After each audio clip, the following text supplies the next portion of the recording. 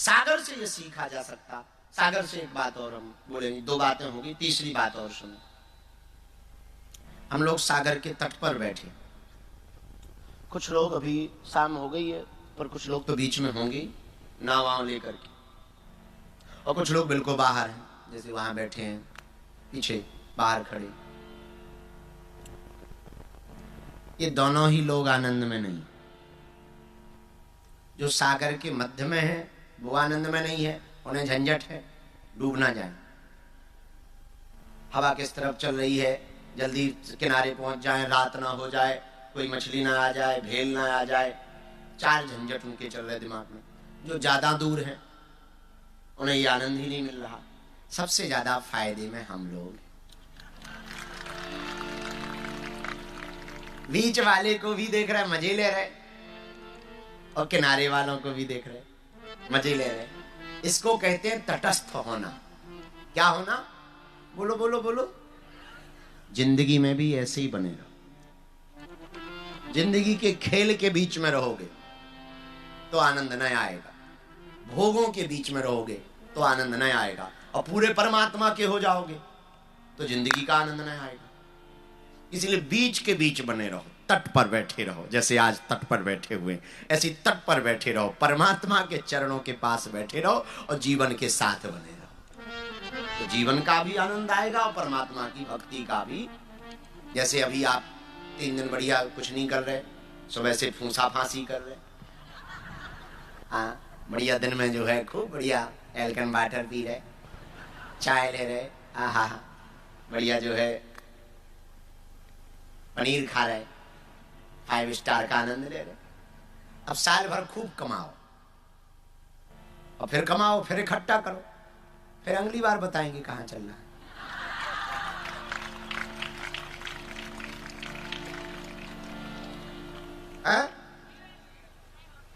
लो बढ़िया है वो यात्रा की यात्रा और आध्यात्मिक यात्रा। और बोले कहां? बोले बाली। बढ़िया है। हमें लगता है यही तटस्थता है, यही तटस्थता है। तटस्थता का मतलब ये भी नहीं है, भक्ति का मतलब ये भी नहीं कि बिल्कुल बैरागी बन जाओ। बिल्कुल बैरागी बन गए तो घर से गए, घरवाली से गए, परिवार से गए, कोई काम के न बचे, बिल्कुल बैरागी हो गए। और यदि बिल्कुल संसारी हो गए तो परमात्मा से गए, हमसे गए, हमारे काम के नहीं। अब क्या किया जाए? दोनों के काम के बचे रहो, घरवाली पति के भी काम के बने रहो, बच्चों के भी काम के बने रहो, और परमात्मा के भी काम के बने रहो। तो यही है कि जब काम करो तो काम अपना मान करके मत करो, परमात्मा का मान करके करो। और बीच बीच में जब आराम करो तो आराम केवल सोने का मतलब ना किया जाए। अब तो 2-3 दिन का ऐसे ही समय निकाल कर आराम बुला करके आराम किया जाए। आराम का मतलब ये नहीं है कि बंद किया दरवाजा, हम तो आराम कर रहे हैं। आराम के भी अर्थ है। आराम का अर्थ है राम, यही तो आराम। बुला राम, राम जी को बुलाओ, राम, यही तो है आराम। और आराम की तलब है तो एक काम कर। आराम की तलब है तो एक काम कर, राम की शरण में राम राम कर। तो तटस्थ होने का मतलब यही है। तट पर आज हम लोग इसीलिए बैठे हैं कि सागर का भी आनंद लो, संसार का भी आनंद लो। किसका? सागर का भी आनंद लो। और सागर हो गया परमात्मा और संसार हो गया ये परमात्मा का खेल, और हम लोग हैं बीच में, मध्य में। तो मध्य की स्थिति भगवान कृष्ण गीता में भी कहते हैं, सुखम चा दुखम चा।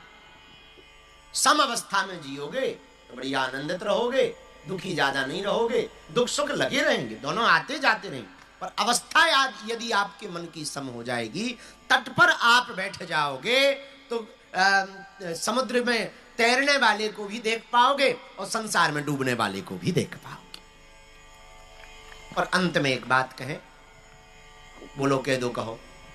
तट वाले को तो ज्यादा फायदा है, चाहे जिस तरफ लुढ़क जाओ। आप तट पे हो तो संसार की तरफ जाना है उधर मुंह कर लो, परमात्मा की तरफ जाना है तो सीधे चले जाओ। तो दोनों को ही आनंद है।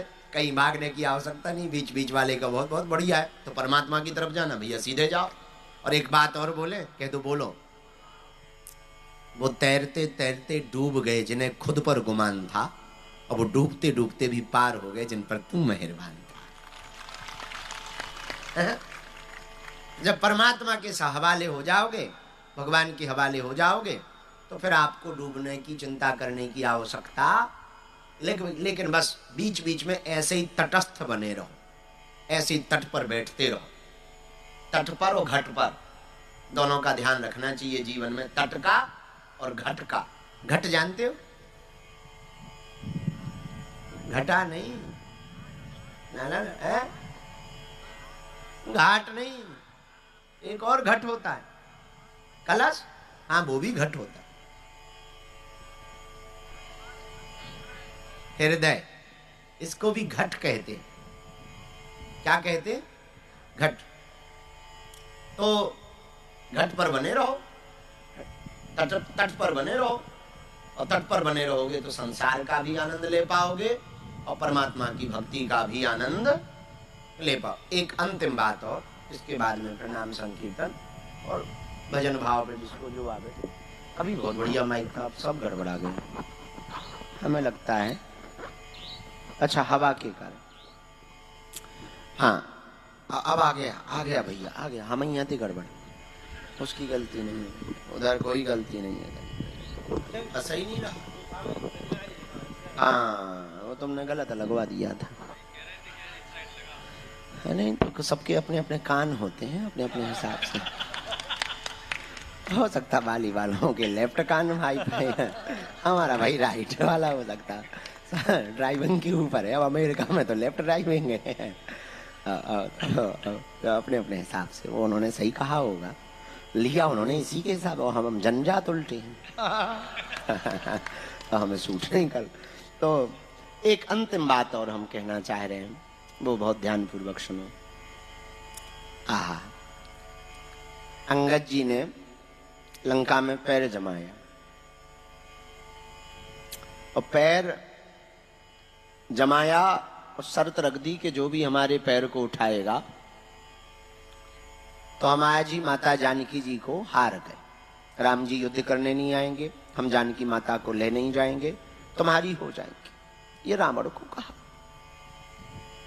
आहा, रावण ने शर्त मान ली कि यदि इतनी छोटी शर्त है, युद्ध होगा नहीं, लोग भी नहीं मरेंगे, झंझट भी कम होगा, पैर ही तो उठाना है, उठा लिया जाए।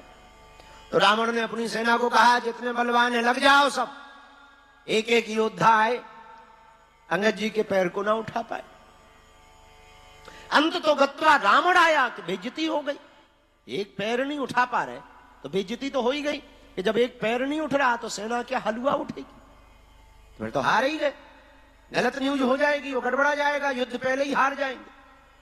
तो रावण ने सोचा ये बेइज्जती वाली बात है, तो खुद को उठना चाहिए। तो रावण उठा, और जैसे ही रावण झुका, अंगद जी ने पैर उठा लिया। रावण बोला क्या हुआ? शर्त रखो, शर्त लगी है। अंगद जी बोले हम महात्मा है,